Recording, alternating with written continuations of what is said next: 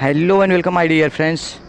आपका स्वागत करते हैं आपके अपने यूट्यूब चैनल एग्ज़ाम मेरी जान में। दोस्तों, इस वीडियो में आप लोगों से बात करेंगे बीएससी नर्सिंग, जीएनएम, एएनएम, इन सभी कोर्सेज में से आपको क्या कुछ करना चाहिए, कौन सा कोर्स करना चाहिए जो आपके लिए ज़्यादा बेनिफिशियल साबित हो सके। और ऐसा इसलिए मुझे बताना पड़ रहा है क्योंकि ढेर सारे स्टूडेंट्स कंफ्यूज है कि वो आखिर में बीएससी नर्सिंग में एडमिशन ले, जीएनएम में ले, या जो फीमेल कैंडिडेट है वो एएनएम में एडमिशन ले। तो इसी टॉपिक पर बात करूँगा। वैकेंसी किस में ज़्यादा आती है इस पर बात करूँगा। एडमिशन कैसे लिया जाता है इस टॉपिक पर बात करूँगा। वीडियो इम्पॉर्टेंट होने वाली है, लाइक करते हुए चैनल सब्सक्राइब कर ले, क्योंकि दोस्तों इस चैनल पर आपको एएनएम, जीएनएम, बीएससी नर्सिंग इन सब से रिलेटेड इन्फॉर्मेशन मिलती रहती है। चलिए फ्रेंड्स, वीडियो को हम स्टार्ट कर लेते हैं।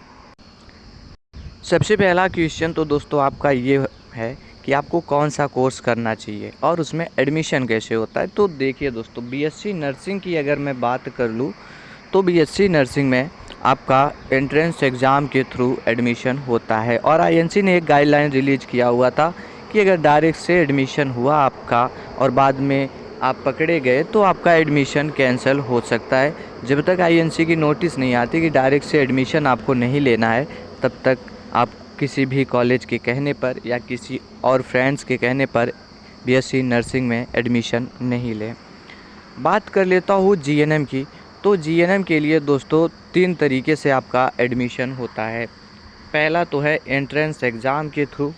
एंट्रेंस एग्ज़ाम स्टूडेंट्स देते हैं, उसमें मेरिट लिस्ट बनती है, आ गया तो एडमिशन हो जाता है। दूसरा आपका है क्लास 10th, क्लास 12th के परसेंटेज को ऐड करके एक मेरिट बनती है जिसके बेस पर सिलेक्शन होता है। मतलब क्या हुआ, क्लास 10th में जो परसेंटेज आपके थे, क्लास 12th में जो परसेंटेज थे, उन दोनों को ऐड किया जाता है, मेरिट के आधार पर आपका चयन होता है। तीसरा इसमें जो है दोस्तों वो ये है कि डायरेक्ट से एडमिशन हो जाते हैं। आप प्राइवेट कॉलेजेस में जा कर के डायरेक्ट से एडमिशन ले सकते हो। और अभी इस टाइम हर जगह पे स्टार्ट है। यूपी की अगर मैं पर्टिकुलर बात कर लूँ तो हर कॉलेजेस में जो भी प्राइवेट है एडमिशन उसमें हो रहा है, डायरेक्ट से आप ले सकते हो। रही बात एएनएम की, तो एएनएम में फ़ीमेल कैंडिडेट ही अप्लाई करती है और जैसा जीएनएम का क्राइटेरिया वही सेम टू सेम एएनएम का भी रहने वाला है, होता है। और तीनों जो है बीएससी नर्सिंग, जीएनएम, एएनएम, सबके लिए एज क्राइटेरिया जो है 17 से 35 वर्ष, मिनिमम 17 साल, मैक्सिमम 35 साल होता है। जिस एकेडमिक ईयर में आपको एडमिशन लेना हो उसके 31 दिसंबर तक डेट को देखा जाता है। ये तो बात हो गया आप एडमिशन कैसे लेंगे। अभी आपका क्वेश्चन जो है कि मैं आखिर में तीनों में से करूँ क्या, जीएनएम करूँ, बीएससी नर्सिंग करूँ, या फिर आपका एएनएम करूँ। तो देखिए दोस्तों, वैकेंसी की बात करूँ तो बीएससी नर्सिंग सबसे बेस्ट है आपके लिए। अगर गवर्नमेंट मिल गया आपको ठीक है, लेकिन अगर प्राइवेट की बात कर लूँ तो इतनी ज़्यादा फ़ीस होती है कि सभी स्टूडेंट अफोर्ड नहीं कर पाते, उतना फ़ीस सबमिट नहीं कर पाते। ठीक है, कहीं कहीं पर दोस्तों 2 लाख रुपए आपका पर ईयर लग जाता है। तो फ़ीस बहुत ज़्यादा है। अगर आप नहीं अफोर्ड कर सकते तब आपके लिए जीएनएम बेस्ट होता है। जीएनएम में दोस्तों इतनी फ़ीस नहीं होती, 3 साल का आपका कोर्स है।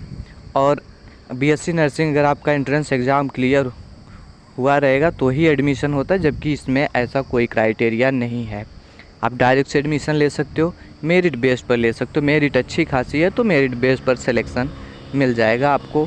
और अगर एंट्रेंस एग्ज़ाम देना चाहोगे तो उसमें भी हो जाता है। तो जीएनएम आपका तब बेटर होता है जब आप गवर्नमेंट के लिए बीएससी नर्सिंग नहीं कर पा रहे हो। समझ रहे आप लोग।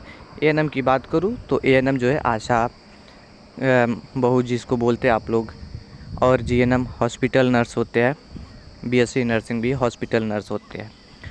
वैकेंसी की बात कर लूँ तो जीएनएम और बीएससी नर्सिंग दोनों में अच्छी खासी वैकेंसी आती है। एएनएम के लिए वैकेंसी कम आती है, कभी कभी आती है। समझ रहे आप लोग। और जीएनएम में जैसे आप क्या कर सकते हो, जीएनएम और बीएससी नर्सिंग करने के बाद स्टाफ नर्स में आपका सिलेक्शन हो सकता है। आपको मालूम होगा स्टाफ नर्स के लिए यूपी SSSC, DSSB और जो पर्टिकुलर यूनिवर्सिटीज़ हैं वो अपने एप्लीकेशन फॉर्म रिलीज करते हैं। DSSB और यूपी ट्रिपल एससी की वैकेंसी में आपको अच्छी खासी पेमेंट मिल जाती है। CCHN, CCHO आप CHO, CCHN इसके लिए भी आप अप्लाई कर सकते हो, एक अच्छी खासी पेमेंट मिल जाती है। तो दोस्तों आपको क्या समझ में आया अभी तक के वीडियो में कि BSc नर्सिंग, GNM, ANM तीनों में एडमिशन कैसे हो सकता है और कौन ले सकता है, एज क्राइटेरिया क्या कुछ होता है, वैकेंसी किस में ज़्यादा आती है। तो मैंने इन टॉपिक्स को क्लियर करने की कोशिश की। अब आपको जो भी समझ में आए आप उसमें एडमिशन ले सकते हो। अगर वीडियो हेल्पफुल रहा हो तो लाइक करें, चैनल सब्सक्राइब कर लें। Thanks for watching this video.